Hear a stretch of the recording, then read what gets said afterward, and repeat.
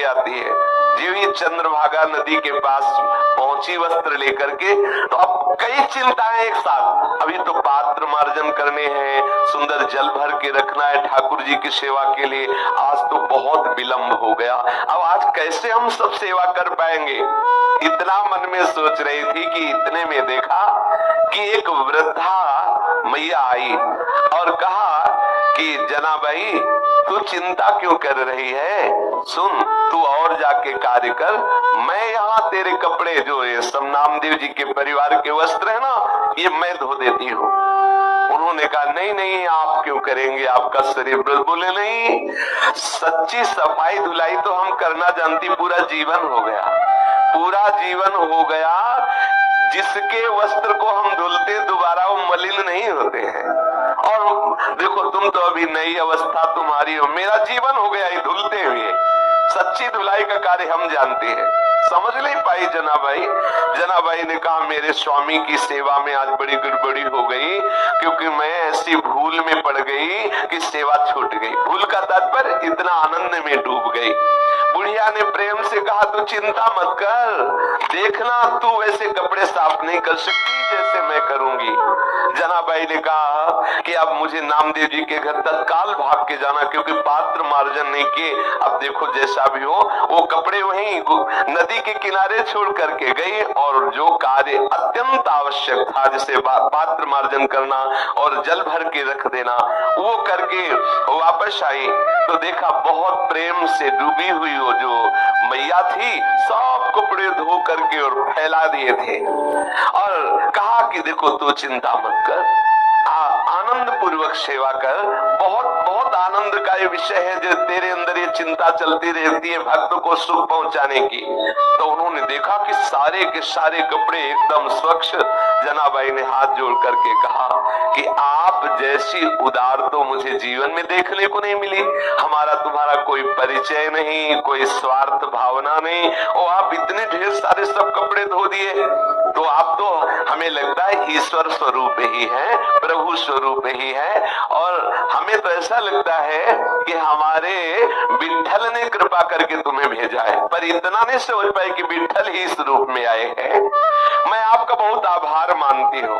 तो मैया ने कहा आभार की कौन सी बात है, मैं तो तुम्हारी ही हूँ, मैं अपनों से आभार थोड़ी प्रकट करती, मैं तो आपकी ही हूँ, आप ऐसी चिंता क्यों करती है।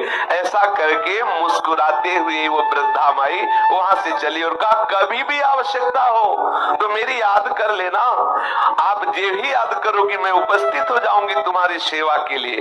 जनाबाई जी भाव में डूब गई, क्योंकि उस वृद्धा की मुस्कुराहट ने इनके हृदय में आनंद का वर्धन किया। इनको थोड़ी देर के लिए अंतर्मुख में इतना डुबा दिया उस मुस्कुराहट ने, पूछो मत। फिर चेतना आई और सोचा कि मैंने तो पूछा नहीं कि तुम कहाँ रहती हो, तुम्हारा क्या नाम है। जब तुम कह रही हो कि कभी कार्य पड़े तो बुला लेना, तो तुम रहती कहाँ हो, तुम्हारा नाम क्या है। आसपास देखा तो वृद्धा दिखाई नहीं दी, थोड़ा दौड़ करके आसपास और देखा और नहीं दिखाई दी। अब तो हृदय में विकलता हुई कि शरीर को इतना यौवन का भी नहीं था कि वो हवा की तरह भाग जाए। वृद्ध थी, आखिरकार कहाँ चली गई और कौन हो सकती है। जनाबाई वो सब कपड़े लेकर के घर पहुंची और हृदय बड़ा व्याकुल था कि आखिरकार वो वृद्धा थी कौन और कैसा जादू कर गई वो अपनी मुस्कुराहट से वृद्धा कि मेरा चित्त बार बार उसी का चिंतन कर रहा है। जनाबाई गदगद कंठ से नामदेव जी के समीप गई और पूरी घटना सुनाई कि आज ऐसा ऐसा हुआ। नामदेव जी ने तत्काल जनाबाई जी से कहा रे और कोई नहीं था, वो तो विट्ठल थे, कोई दूसरा नहीं था, वो तो विट्ठल थे, ये तो विट्ठल थे, तेरे को बड़भाग्नी बनाने के लिए आए। लेकिन अरे इतना विट्ठल प्यार करते हैं तेरे से कि सब कपड़े धो दिए। उनको भी संकोच हुआ कि कपड़े तो हमारे ही सब थे। देखो आराध्य देव ने अपने सेवक के कपड़े प्रक्षालन किए, कैसी भक्ति का महिमा में स्वरूप है। श्री नामदेव जी ने कहा, जनाबाई तेरे तो अहोभाग्य, कैसी तेरे ऊपर ठाकुर की अनुग्रह वृष्टि हुई, तू समझ नहीं पाई। अब तो जनाबाई के हृदय में और प्रणय कोप बढ़ गया। अच्छा, आए भी तो ऐसे छलिया रूप रेख और ऐसे अपने पास भी आते, पक्का समझ लेना वो किसी न किसी रूप से अपने अनुरागी जनों से मिलते हैं। अपने लोगों को एक ही दृष्टि रखनी चाहिए कि कहीं ये प्रभु इस रूप में तो नहीं आ गए। हर समय सावधान रहना।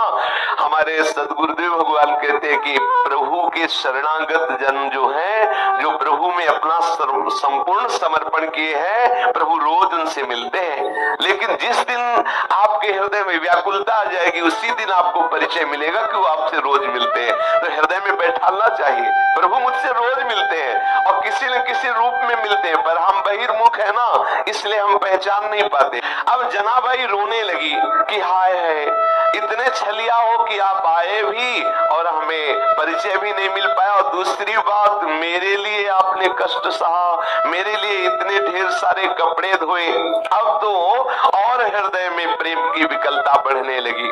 प्रभु सदैव अपने भक्त के पीछे पीछे डोलते हैं। जो परम स्वतंत्र ईश्वर है, उनको भी अगर कोई बांध सका, उनको परतंत्र कर सका, तो ये भक्त जन है। अहम भक्त पराधीनो। अब तो प्रेम पीड़ा में विकल होकर के जनाबाई सेवा करने लगी।